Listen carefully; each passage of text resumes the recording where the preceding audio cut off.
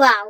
मस्त छान चकवताची भाजी रटरट शिजत आहे आणि आज आपण पाहणार आहोत गावरान पद्धतीची पातळ चाकवत भाजी. आणि ही भाजी आपल्या आरोग्यासाठी खूप छान पौष्टिक आहे. हिवाळा सुरू झाला की छान अशा हिरव्या हिरव्या भाज्या आपल्याला बाजारात पाहायला मिळतात आणि खूप छान अशा मोहक असतात त्या भाज्या, की असं आपल्याला वाटतं की घेऊयात आणि काहीतरी छान अशी भाजी बनवूयात. तर त्यातलाच एक हा प्रकार म्हणजे चाकवताची भाजी. ही चाकवताची भाजी आपण पातळ पद्धतीने करणार आहोत. पातळ चाकवताची भाजी. तर खूप सुंदर टेस्टी ही भाजी लागते. चवीलाही उत्तम आहे आणि आरोग्यासाठीही खूप छान आहे. चाकवताच्या भाजीत खूप सारे पौष्टिक घटक असतात, जे आपल्या शरीरासाठी उपयुक्त आहेत.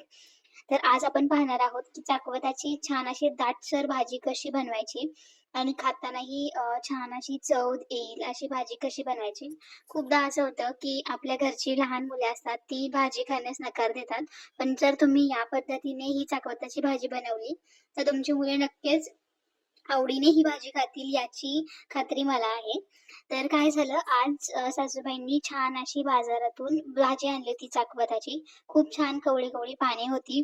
तर म्हणलं चला आज बनवूयात आपण चाकवताची छान अशी पातळ भाजी. त्यासाठी पहिल्यांदा काय केलं चाकवताची जी भेंडी आणली होती त्यातील देठ छान असे छोटे-छोटे देठ काढून घेतले.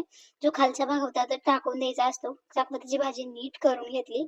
स्वच्छ अशी नीट करून घ्यायची असते ही भाजी.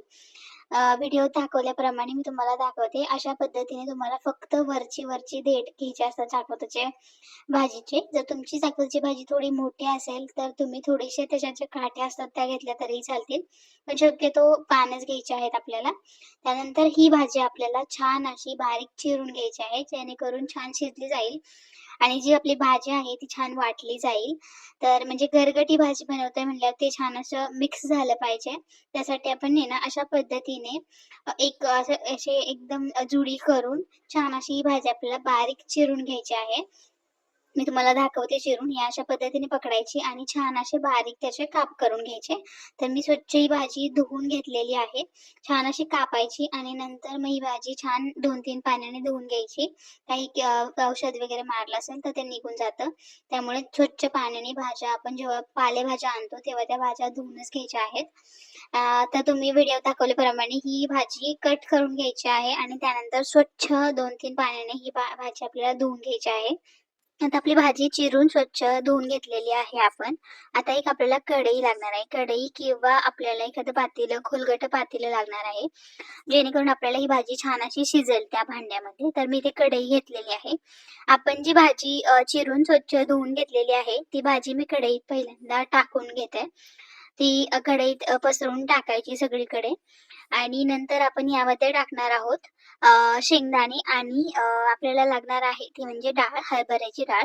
तर मी इथे अर्धी वाटी इतके शेंगदाणे घेतलेले आहेत. ते शेंगदाणेही आपल्याला छान असे उकडून घ्यायचे आहेत आणि आपल्याला सेम प्रमाणात म्हणजे अर्धी वाटी इतकंच आपल्याला हरभऱ्याची डाळ लागणार आहे. तर जेव्हा आपण या भाजीमध्ये हरभऱ्याची डाळ आणि शेंगदाणे टाकतो, तेव्हा त्या भाजीची चव एकदम छान अशी अजूनच जास्त खुलते म्हणजे एन्हान्स होते आणि खूप छान चविष्ट ही भाजी लागते.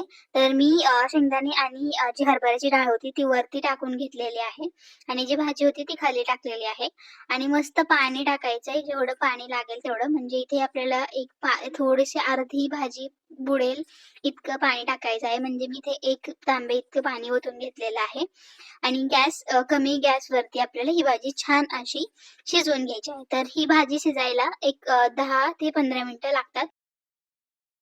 5 मिनिटानंतर जेव्हा आपण ही भाजीचं झाकण उघडून पाहतो, तेव्हा ही भाजी छान अशी कमी शिजलेली दिसते. म्हणजे तुम्ही पाहू शकता अशी छान अशी रटरट ही भाजी शिजत आहे. जोपर्यंत हे जी भाजी आहे त्याचा देठ शिजत नाही, तोपर्यंत आपल्याला ही भाजी शिजवून घ्यायची आहे. तर मी पुन्हा एकदा झाकण ठेवते आणि दुसरी तयारीला लागूयात. तर भाजी बनवण्यासाठी आपल्याला जो मसाला बनवायचा आहे, त्यासाठी आपल्याला लागणार आहे लसणाच्या पाकळ्या. तर मी इथे एक अख्खा लसूण घेतलेला आहे. म्हणजे आपल्याला 15 ते 16 पाकळ्या इतक्या लसूण लागणार आहे. तर निम्मा लसूण आपल्याला हा लागणार आहे वाटण्यासाठी आणि निम्मा लसूण आपल्याला लागणार आहे आपण चिरून फोडणी देणार आहोत त्यासाठी. तर फोडणीसाठी जी आपल्याला मसाला बनवायचा आहे त्यासाठी मी इथे घेतलेल्या आहेत 5 ते 6 हिरव्या मिरच्या, 10 ते 15 लसणाच्या पाकळ्या त्यानंतर आल्याचा तुकडा घेतलेला आहे मी, छोटेसे 2 ते 3 आल्याचे काप घेतलेले आहेत. आणि यामध्ये आपल्याला टाकायचं आहे जिरं. तर जिरं तुम्ही एक चमचा इतकं जिरं टाकून घ्यायचं आहे. हे सगळे जिन्नस घ्यायचे आहेत आणि आपल्याला हे जे वाटण आहे ते छान असं बारीक वाटून घ्यायचं आहे. तर तुम्ही बघू शकता छान असं बारीक मी इथे वाटून घेतलेलं आहे वाटण आणि छान अशी याची पेस्ट झालेली आहे. तर जर काही एक्स्ट्रा राहिलं असेल तर पुन्हा एकदा आपल्याला वाटून घ्यायचं आहे. जसं की माझ्या इथे एक मिरची राहिली होती, तर मी ते पुन्हा एकदा वाटून घेतलं. कारण आपण ही डायरेक्ट भाजीला फोडणी देणार आहोत. तर ती दाताखाली यायला नको मिरची, म्हणून आपण छान असं बारीक पेस्ट वाटून घेतलेली आहे. आणि आता ही जी पेस्ट आहे ती मी एका वाटीत साईडला काढून ठेवणार आहे. अशा पद्धतीने बारीक पेस्ट केलेली आहे. आणि आता आपल्याला लसणाच्या पाकळ्या लागणार आहेत, ज्या की आपल्याला फोडणी द्यायची आहे. तर लसणाच्या पाकळ्यांचे मी छान असे बारीक बारीक कट करून घेतलेले आहे, म्हणजे चॉप करून घ्यायचं आहे आपल्याला एकदम बारीक आकारामध्ये. तर जेव्हा आपण भाजी बनवतो कोणत्याही प्रकारची, त्याला जर लसणाची फोडणी दिली तर ती भाजी खूप छान लागते. त्यासाठी मी लसूण वाटणात सुद्धा वाटून घेतलेला आहे आणि फोडणी सुद्धा देणार आहे. त्यामुळे खूप छान भाजीला चव येते. तर अशा पद्धतीने म्हणजे 1-1 किंवा 2-2 लसूण पकडून आपल्याला छान असा बारीक लसूण चॉप करून घ्यायचा आहे. मी इथे 5 ते 6 लसणाच्या पाकळ्या घेतल्या होत्या. त्याचं मी इथे चॉप करून घेतलेले आहेत. आणि आता आपली भाजी ही छान अशी शिजलेली आहे. तुम्ही साईडला बघू शकता 15 मिनिटात आपली भाजी छान शिजलेली आहे. एकदम सुंदर अशी भाजी शिजलेली आहे आपली. मी तुम्हाला उचलून दाखवते आणि त्याचा देठही छान आपला शिजलेला आहे. कारण भाजी कवळी होती त्यामुळे लगेच शिजली आणि खूप छान अशी शिजली गेलेली आहे.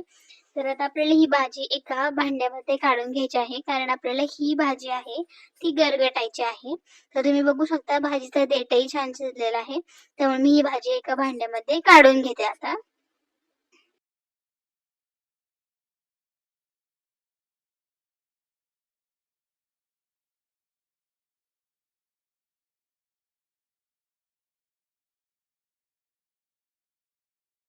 आता भाजी आपली शिजलेली आहे ती मी या पातेल्यामध्ये काढून घेतली आहे. आता रवीच्या साहाय्याने आपल्याला ही जी भाजी आहे ती छान अशी बारीक करून घ्यायची आहे. तर तुम्ही बघू शकता व्हिडिओमध्ये मी जसं दाखवलं आहे रवीच्या साहाय्याने तुम्हाला ही भाजी छान अशी गरगटून घ्यायची आहे.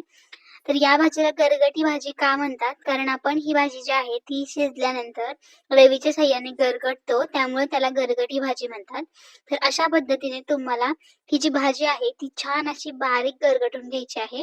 जोपर्यंत जी भाजी आहे आपली ती छान अशी बारीक लिक्विड फॉर्ममध्ये होत नाही, तोपर्यंत आपल्याला ही भाजी छान अशी गरगटून घ्यायची आहे.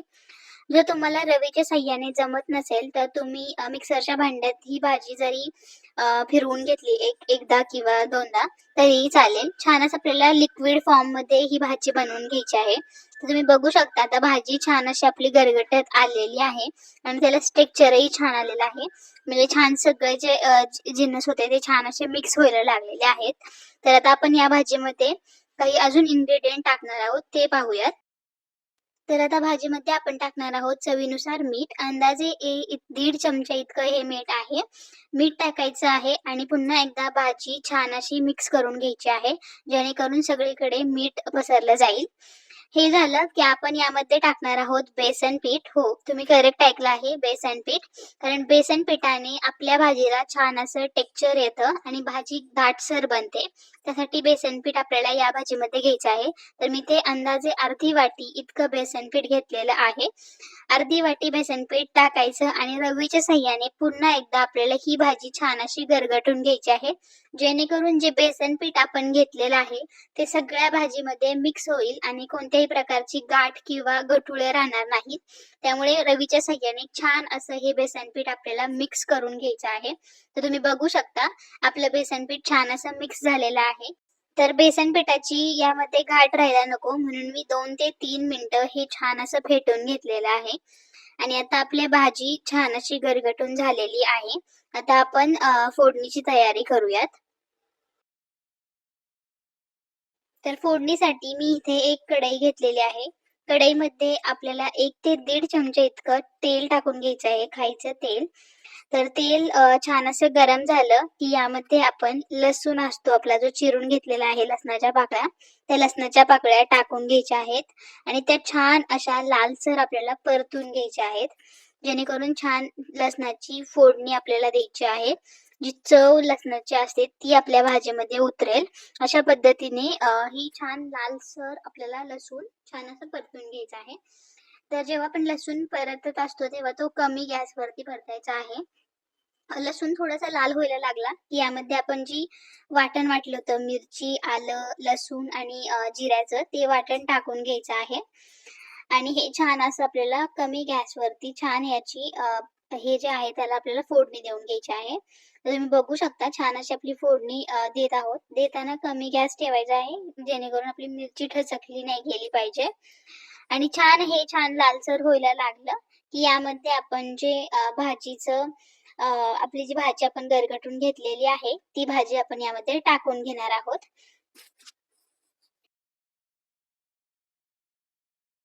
भाजी ओतताना यामध्ये काळजी घ्यायची आहे, कारण भाजी फोडणी आपली जी असते ती गरम असते. त्यामुळे अंगावरती भाजी तडतडून उडण्याचे चान्सेस असतात. त्यामुळे चमच्याच्या सहाय्याने थोडीशी भाजी आधी टाकून घ्यायची आणि नंतर सगळी भाजी ओतून घ्यायची आणि छान असं सगळं जे फोडणी आणि आपली जी भाजी आहे ती छान अशी मिक्स करून घ्यायची चमच्याच्या सहाय्याने. आणि चमच्याच्या सहाय्याने ही भाजी मिक्स करून झाली, की यामध्ये आपण 1 कप इतकं पाणी ओतणार आहोत वरतून.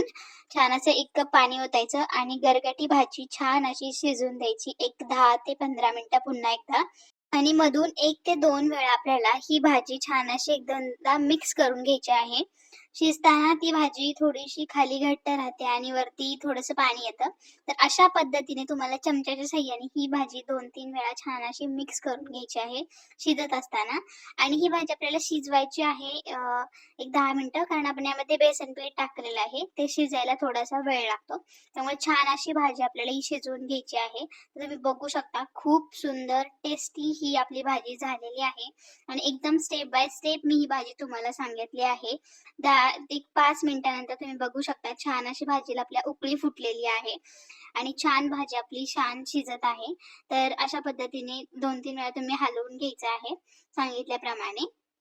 एक 10 मिनिटानंतर आपली भाजी छान अशा पद्धतीने रटरट शिजायला लागते आणि अशा पद्धतीने भाजी रटरट शिजली म्हणजे आपली भाजी झालेली आहे रेडी. तर तुम्ही बघू शकता छान रटरट असा आवाज येतो ह्या भाजी शिजताना आणि खूप सुंदर चविष्ट लागते. लहान मुलांनाही आवडेल कारण यामध्ये आपण शेंगदाणा टाकतो. तो खायला खूप छान लागतो आणि डाळही खूप छान लागते. तर अशा पद्धतीने तुम्ही एकदा नक्की भाजी ट्राय करून बघा घरी आणि आवडली तर कमेंट करायला विसरू नका आणि माझ्या चॅनलला फॉलो करा. नवनवीन नवनवीन रेसिपीजसाठी खूप टेस्टी रेसिपीज आपण आपल्या चॅनलवरती घेऊन येत आहोत. आणि चला सुंदर असं ताट बनवूयात भाकरीसोबत. छान अशी आपली गरगटी भाजी, चाकवताची गरगटी भाजी खूप सुंदर आणि टेस्टी लागते. बाजरीच्या भाकरीसोबत तर आहा! वॉव! सुंदर टेस्टी आपली भाजी झालेली आहे. गार झाल्यानंतरही तुम्हाला दाखवते कशी दिसते ही भाजी. खूप टेस्टी आणि सुंदर ही भाजी लागते आणि शेंगदाणे आणि डाळीमुळे तर या भाजीची चवच बदलून जाते. तर नक्की ट्राय करा ही रेसिपी आणि माझ्या चॅनलला फॉलो करा. Thank you.